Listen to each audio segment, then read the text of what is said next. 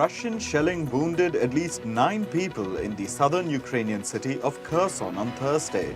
This as residents were being evacuated because of flooding caused by the destruction of the Kakhovka Dam. Kherson lies on the Dnipro River, about 60 kilometers downstream from the now destroyed dam.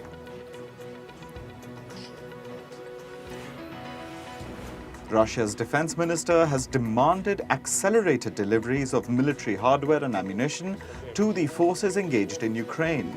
In a video released on Thursday, Shoigu was seen inspecting a storage facility said to be in Russia's western military district. He also reiterated that Russian forces had thwarted Ukrainian counterattacks in the Zaporizhzhia region on Thursday.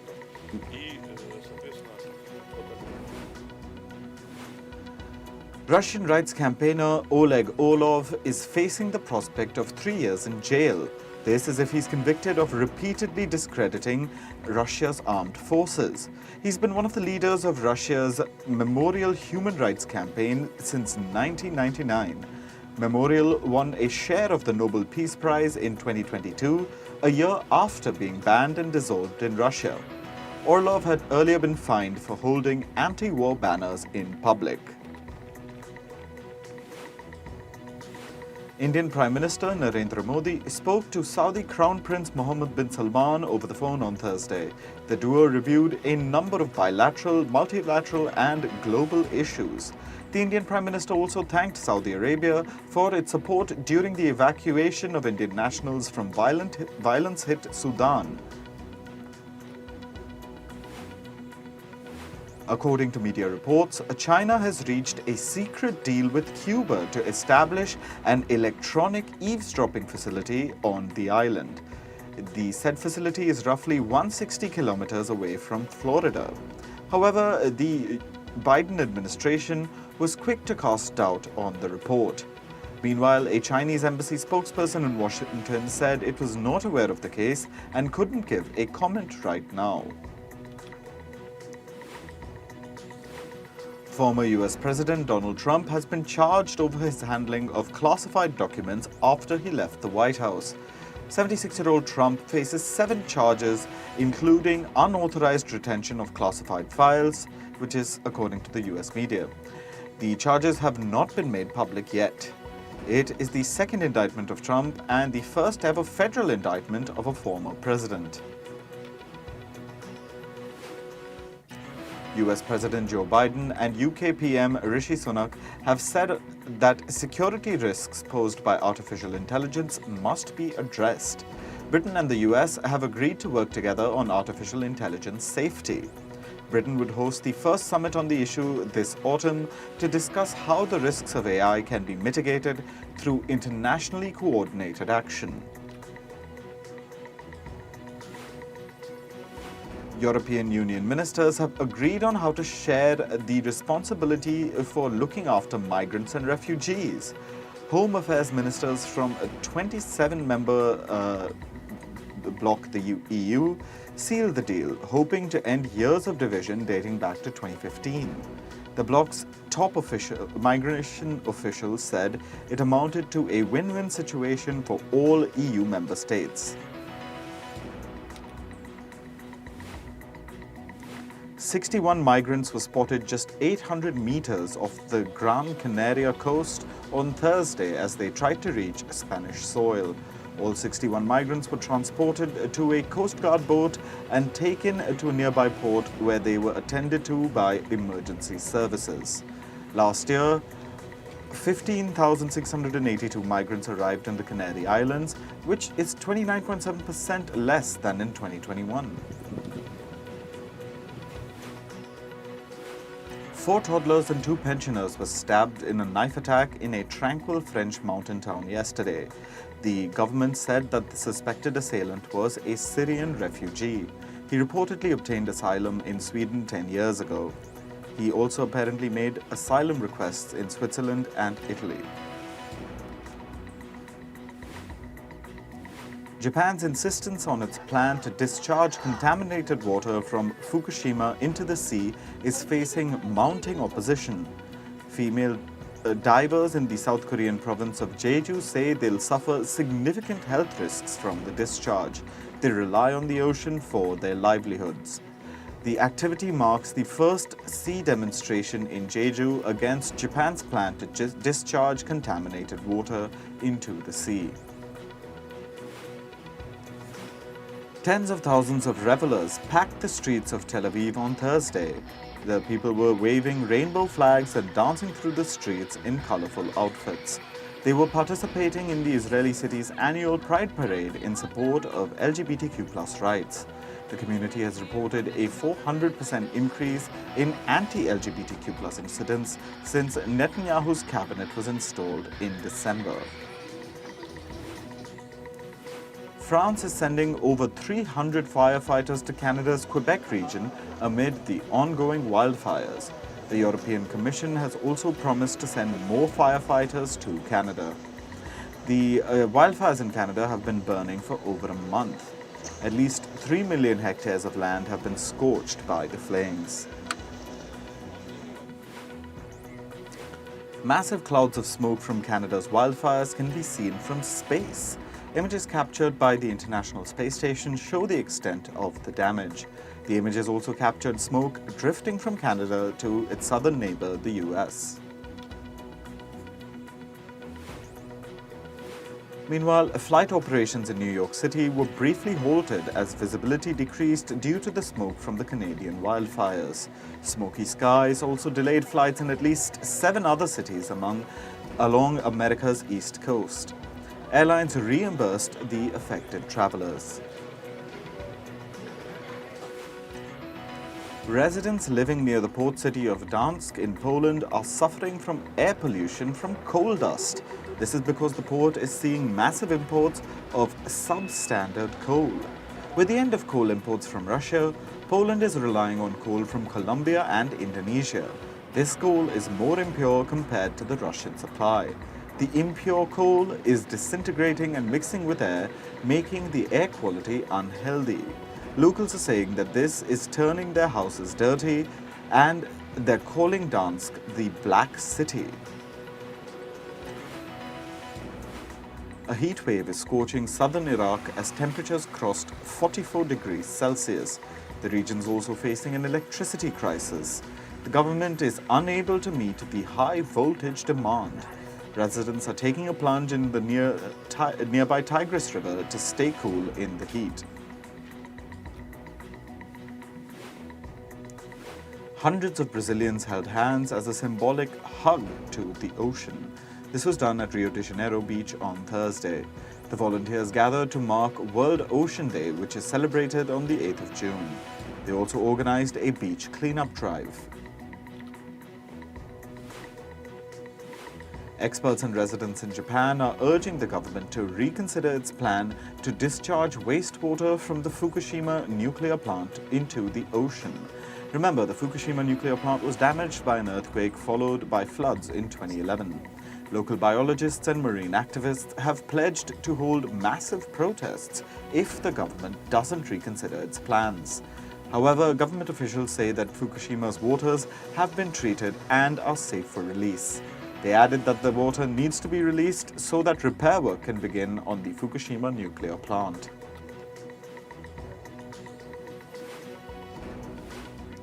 Scientists have declared that the El Niño climate pattern is now underway. El Niño is the heating of water surface temperatures in the Pacific Ocean. This is likely to cause tropical cyclones along with incessant rainfall in Latin America. Scientists are predicting that the El Niño could lead to unpredictable weather patterns in Africa, Asia, and Australia. The International Monetary Fund has urged global central banks to continue hiking rates. It's also asked banks to remain vigilant in combating inflation. An IMF spokesperson said that although inflation momentum has slowed, it still remains a concern.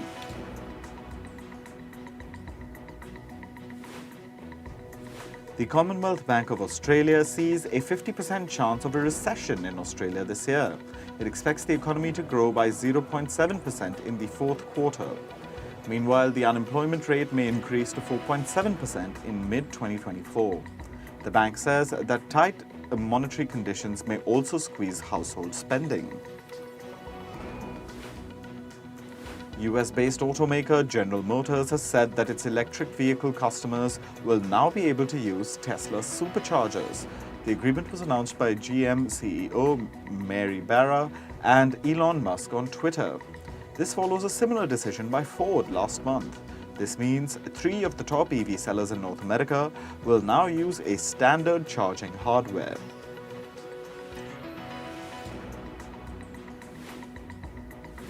According to reports, Taiwan-based computer manufacturer Acer continues to supply products to Russia. It supplied computer hardware worth at least $70 million between April 2022 and March 2023. This is despite suspending its business in the region after Russia's attack on Ukraine.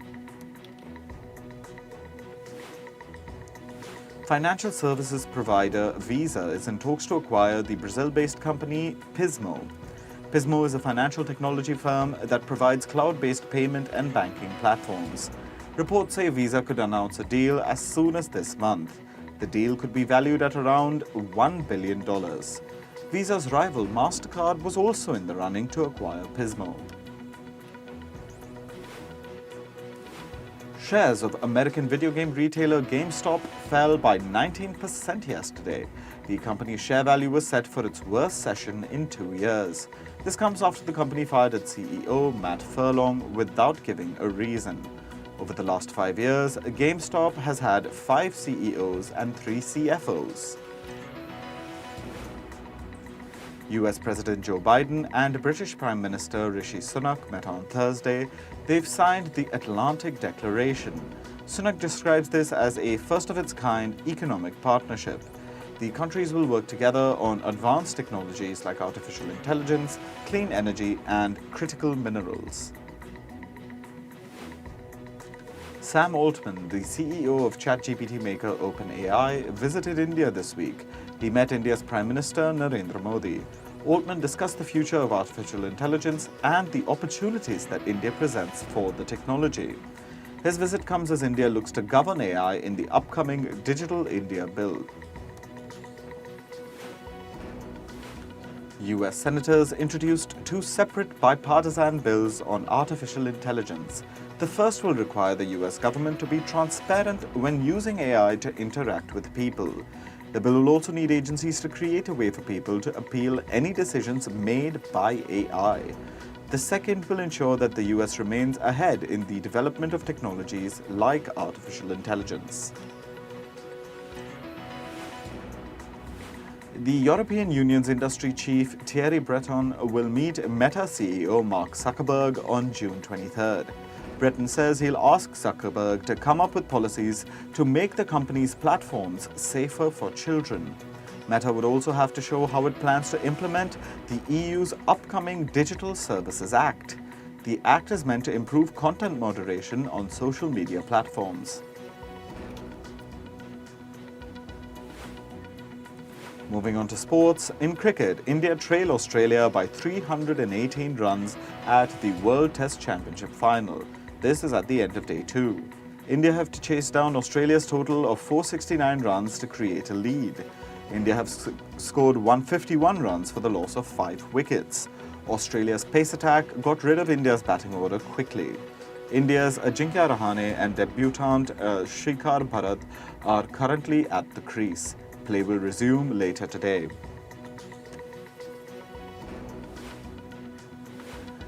In football, Manchester City will face Inter Milan at the UEFA Champions League final on Sunday. The much-awaited match will be played at Istanbul's Ataturk Stadium in Turkey.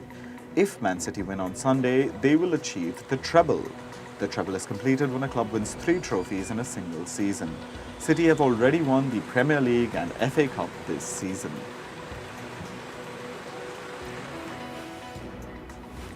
Liverpool have closed the deal with Brighton to sign Alexis Mac Allister.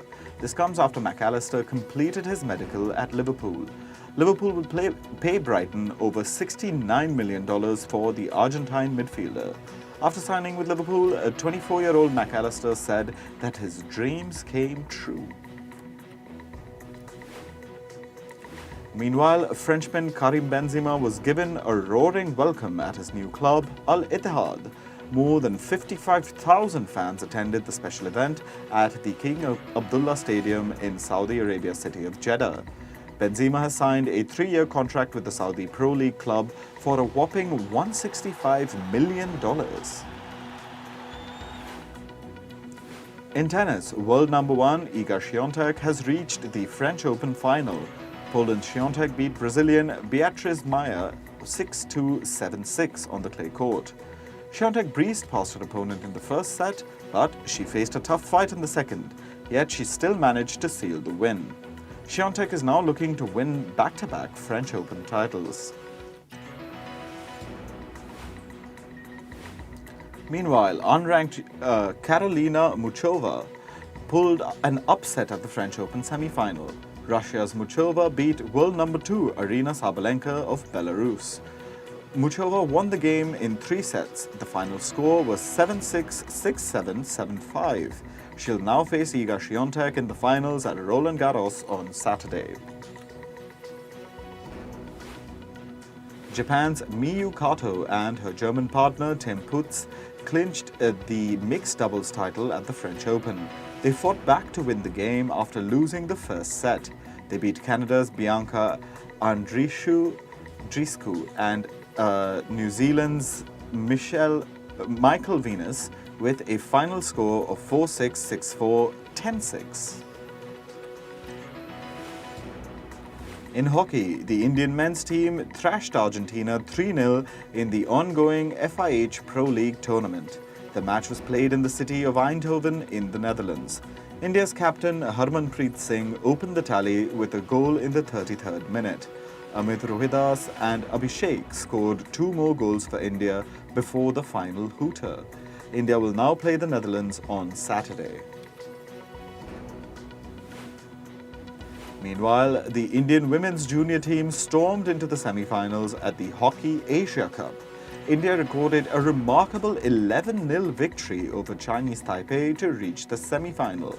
The tournament is being hosted in Japan. 8 junior teams from Asia are competing for the title. India will now face either Japan or Kazakhstan in the next round. A Formula One helmet worn by Ferrari's Charles Leclerc was auctioned for a record price of almost $330,000. This was at an auction to raise funds for the victims of the floods in Italy's Emilia-Romagna region. Remember, last month, F1 had to call off the Emilia-Romagna Grand Prix due to the floods. Leclerc's helmet broke the previous helmet auction record of Brazilian triple champion Ayrton Senna. Senna's helmet was sold for $178,000. Moving on to entertainment, Mark Ruffalo has been signed up for a lead role in a limited series on HBO. The series will be directed by Emmy Award winner Brad Inglesby. Casting for the series was finalized before the Writers Guild of America strike. However, there is no confirmation on the filming date yet. Actor Bryan Cranston is soon going to take a temporary retirement from films. The 67-year-old actor plans to take 6 months off from Hollywood in 2026. He said that he'll move to France with his wife. In the meantime, Cranston will next be seen in director Wes Anderson's film Asteroid City. Director Roman Polanski's film The Palace has set a release date in Italy. It'll hit theaters on the 28th of September. The Palace has also been submitted to the Venice Film Festival. This has prompted many to believe that the film will open the prestigious event. The 2023 Hollywood Climate Summit has a star-studded lineup. Actors Stephanie Hsu and Quinta Brunson are the latest to join the event. Earlier, actor and activist Jane Fonda was announced as a speaker at the summit. The 4-day environmental event will take place between the 21st and the 24th of June in Los Angeles. The nominations for the 2023 Black Entertainment Television Network Awards have been announced. The BET Awards honor Black music artists, actors, and athletes. Rapper Drake is leading the race with nominations in 7 categories. Meanwhile, rapper Glorilla has bagged 6 nominations. Some other artists to be nominated are Beyoncé and Cardi B. The BET Awards will take place on the 25th of June in Los Angeles. Singers Madonna and Sam Smith have dropped a new single titled Vulgar. This collaboration comes shortly after Smith's 4th studio album, Gloria. Madonna also recently collaborated with singer The Weeknd on his song called Popular. K-pop band BTS have released their new single titled Take 2. The song topped a music chart Billboard's Hot Trending Songs. Take 2 is the group's 2nd release this year.